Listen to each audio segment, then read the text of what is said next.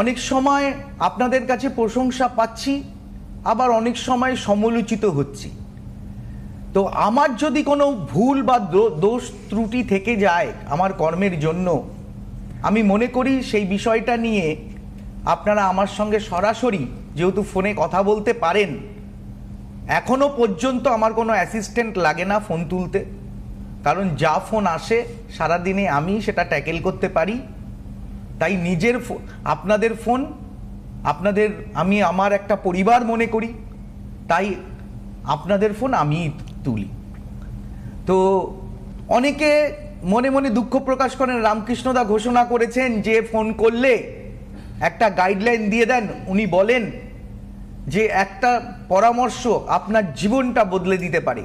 সেই পরামর্শের জন্য আমি হোয়াটসঅ্যাপে হাতের ছবি, টাইম এবং বার্থ প্লেস, ফটো আমি পাঠিয়ে দিয়েছি। রামকৃষ্ণদা এখনো পর্যন্ত আমাকে ফোন করেননি।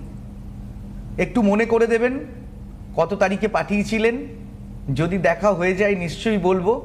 এবং সামনাসামনিও তো অনেকে আসেন, যেমন আমি এই লাইভ ফোনিং অনুষ্ঠানের পরে দমদম চেম্বারে চলে যাব, ওখানেও প্রচুর মানুষ ওয়েট করছেন আমার জন্য। তো যে বিষয়টা নিয়ে আমি আজকে আলোচনা করছি, আমাদের জ্যোতিষ শাস্ত্রেও কিন্তু বর্ণ বিভক্ত আছে। ব্রাহ্মণ, ক্ষত্রিয়, বৈশ্য, শূদ্র, এই বর্ণ বিভক্ত আছে।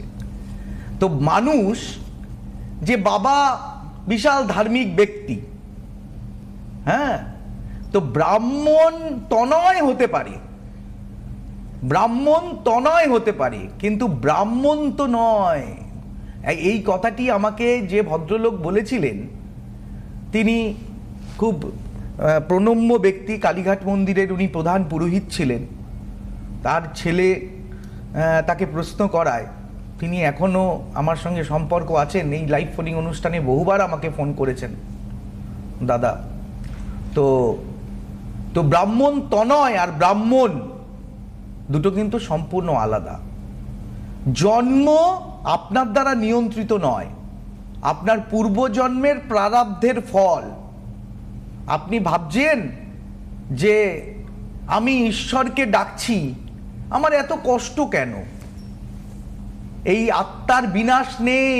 দীর্ঘ হাজার হাজার বছর ধরে এই আত্মা কিন্তু পরিক্রমা করছে, এক শরীর থেকে আর এক শরীর, আর এক শরীর থেকে আর এক শরীর। যেরকম কর্ম করবেন সেরকম স্থান পাবেন। আপনি যদি মানুষের সাথে ভালো ব্যবহার রাখেন, মানুষকে আপন করে নেন, আপনি সেরকমই ফল পাবেন। বিজ্ঞানীরাও তাই বলছেন, প্রত্যেক ক্রিয়ার সমান এবং বিপরীত প্রতিক্রিয়া আছে। যাই হোক, লাইভ ফোনিং অনুষ্ঠানে